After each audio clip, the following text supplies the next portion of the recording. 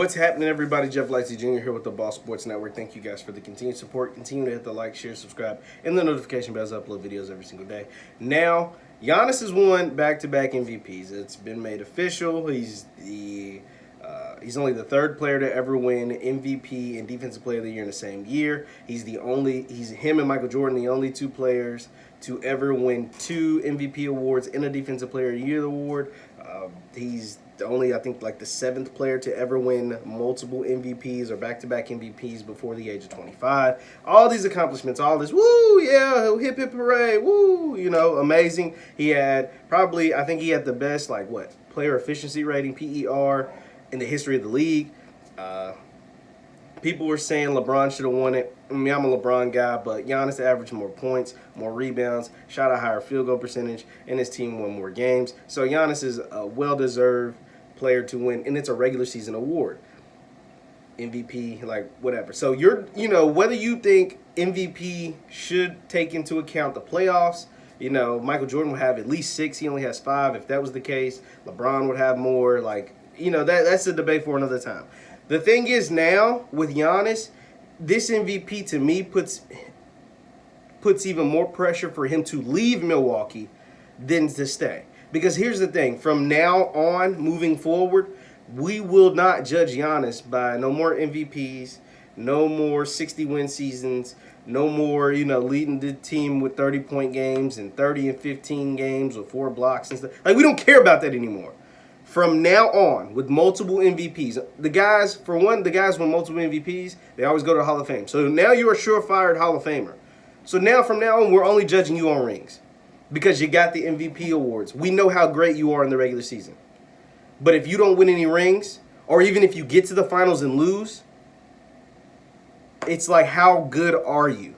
And the thing about Giannis, he ain't even been to the finals yet. And so, to me, that only amounts into more pressure into leaving, joining a team like Golden State or Miami that are built to win a championship right now, as opposed to your beloved Milwaukee Bucks. Because winning MVPs, in the grand scheme of things, don't mean anything. If you don't win championships. They don't mean anything if you don't win championships. Winning regular season MVPs in the grand scheme of things don't mean anything if you don't win championships. Ask LeBron James, because that's the pressure he's been on.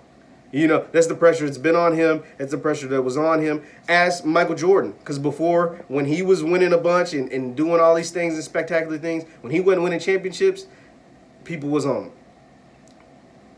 So now we're only going to judge Giannis by championships. Because the MVP award, one, people are sick because his game is limited. It seems like he hasn't, his game has expanded. Trust me, Giannis was the 15th overall pick. He wasn't a number 1 overall pick. He wasn't a surefire 2-time league MVP or Defensive Player of the Year. So he has grown as a player. Don't get me wrong.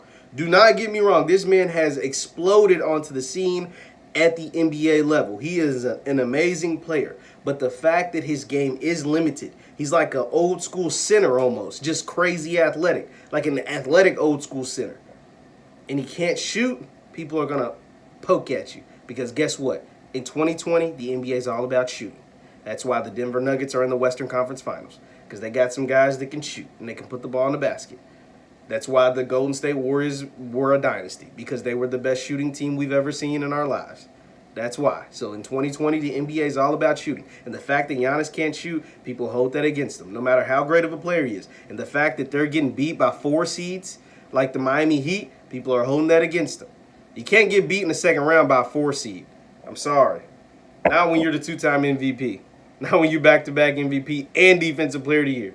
That's tough, man. That's a tough pill to swallow. So now we're only going to judge Giannis on championships. And how will he deal with that?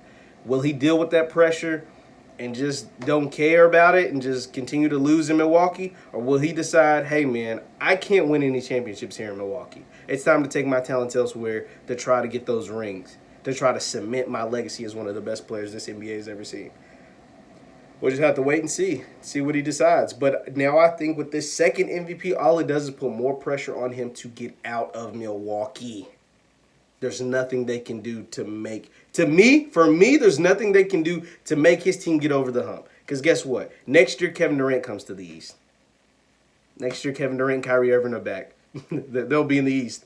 And Giannis won't be better than them. And the Heat will have championship experience. They'll be a better team. And Boston will have even more playoff experience. They'll be a better team. The East is only getting better. The tide is rising. And Giannis' team, I don't see it getting any better. Brook Lopez is another year older. Eric Bledsoe looks like a waste of money. Chris Middleton is what he is. I don't see them getting any better. I see those other teams in the East getting better and over, toppling over Milwaukee once again. Toronto will still be there in contention.